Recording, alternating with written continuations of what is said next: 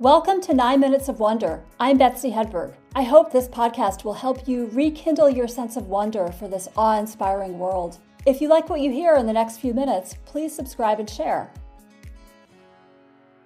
A few weeks ago, I was in Rome, and of course I went, because it was my first time there, I went to see all the famous ruins, not all of them, but many of them, right? The Colosseum, the Forum, Palatine Hill, so many of the famous, the Pantheon, so many of the famous places. But my favorite, they were all incredible, but my favorite of all was the Baths of Caracalla. And this is the ruins of a huge public bathing complex that could hold 1,600 bathers at one time. It's not actually as big as the Baths of Diocletian, but the cool thing about the Baths of Caracalla, for me anyway, was that it was in ruins. So the Baths of Diocletian are now a gorgeous museum. And I didn't go there, I've just seen pictures. I'll go there next time if possible. But the Baths of Caracalla don't have any roofs. They have some of the tiles remaining, but not most of them. They're just these exposed brick behemoth ruins of this enormous public bathing complex. And it was so big that it could hold 1,600 bathers at one time. And in order to complete the work on schedule, workers had to install 2,000 tons of material into the baths every day for 6 years. So think about that. This is massive. It had a public library, a huge outdoor recreation area, saunas, and of course, various large rooms for hot, tepid, and cold water. One of my favorite things that I saw was on the side of the cold water swimming pool. There's a game board etched into the marble where people sat in the pool as they played the game. Look it up. You can see some pictures of it. It's really remarkable. These baths opened in 216 AD. So, they're really old, like all the ruins of Rome, right? The reason I think I loved the Baths of Caracalla so much, besides the fact that I love seeing examples of daily life, and also the fact that you can see the complete story in a way of the ruins. Because they're ruined, they're not restored, they're not dressed up or dolled up in any way. And it's like looking at these layers of time, including how it ended up. Because it didn't end up, it didn't end up in very good shape. And like I said, I was pretty awestruck by all of the Roman ruins in general, more than I'd expected. Not in a glorifying way, but in a wow, they really went big sort of way. And I felt this awe that they being the Roman elite, would have wanted me to feel with their power, even though the empire didn't survive, obviously. And of course, the buildings are less impressive than they were back then, if by impressive you mean grand and opulent. And I hadn't expected the ruins to be so big, even though everyone says that they are. But the books and photos and documentaries just can't do justice to the size of these ruins. I'd seen Roman baths in various other places, including Braga in Portugal, where I live, and in Bath, England,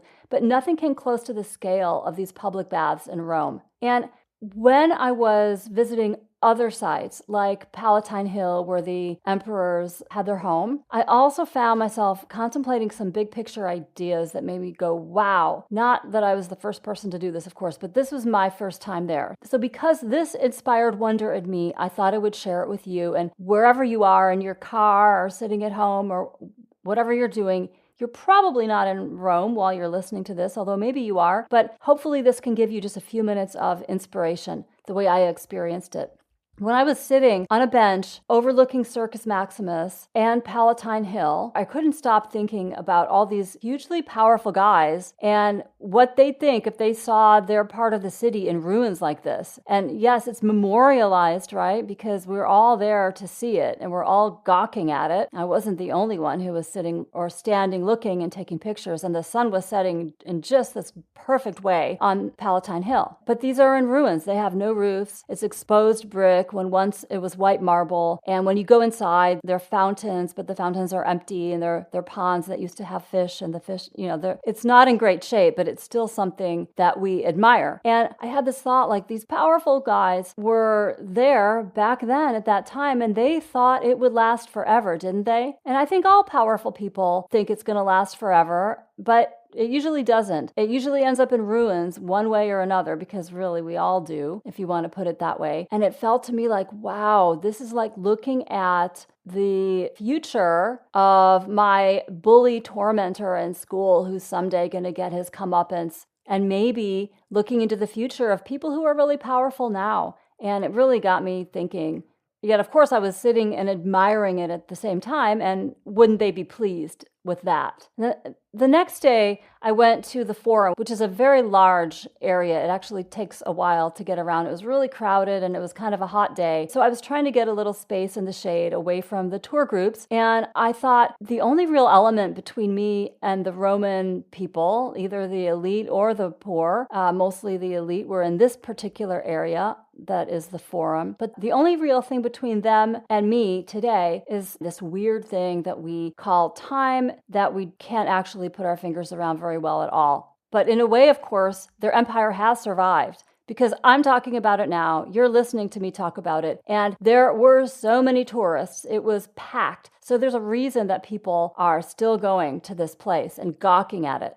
So what in the world does all this mean for you, since you're probably not there and maybe you don't really care that much, or maybe you'll go there sometime, or maybe you've been there, but what might this mean for you today? And I'm thinking that you might think about places near where you live that still have evidence of life a very long time ago. So if you live in North America, for example, it may at first seem like a challenge, but of course many parts of North America have evidence of civilizations from way before the European settlers, like the impressive ruins in the American Southwest, the Cahokia Mounds in southern Illinois, and Serpent Mound and the Hopewell Mounds in Ohio. Also, there's Poverty Point World Heritage Site in Louisiana and many others. You do have ancient or at least very old sites in North America. And by very old, I don't mean 150 years ago, although in Chicago, 150 years ago is relatively old. So there are cool things to see that aren't that old, even in North America and the United States. And think about a place that's near you or that you've been to, or even right in your town, and imagine, even just for a minute, being somebody living at that time, and think about a time in the past, maybe when the town was founded, or maybe 500 years ago, or maybe 1,000 or 2,000 years ago. And can you imagine, even just for a minute, being someone who lived at that time? Would you really have been all that different from how you are now? You might find it kind of disturbing, as I do, to think about your own personality having to put up with some of the things that people had to put up with back then, like obviously horrendous things like slavery, but also many of the cultural rules and beliefs about the place of women and the bad medicine or ineffective medical treatments or surgeries and many other things that sound really hideous to us today. But then again, you wouldn't be just the same as you are now because your culture would have shaped you. So I think it's really interesting to put my mind around that. And also to put my mind around how random it is in a way that we were born when we were, and that I was born when I was, instead of a long time ago. Not just born when I was, but where I was. It's kind of random, right? And then I look at the people around me in places I go, or even animals like their cat colonies in some of the Roman ruins. And are these people or are these cats descendants of people or cats who lived back then? Yeah, of course they are. Many of them are. Some of them are. So I find that pretty cool too. I'm very interested in time, and I'll be talking about that more in other episodes, as I already have previously. So those are some fun, if maybe a little bit disconcerting, thought experiments that you can do. And if you're in Europe, you probably don't have to go very far to see signs of the Roman Empire, but you also probably don't have to go very far to see places created by people millennia before the Roman Empire, and that is very cool. So don't forget to do that from time to time and see how those places and the people who used to live there might speak to you. Whether you're in Europe or the United States or Canada or Asia or anywhere, there's a history wherever you are. Okay, that's all I'll say today. Talk to you next time.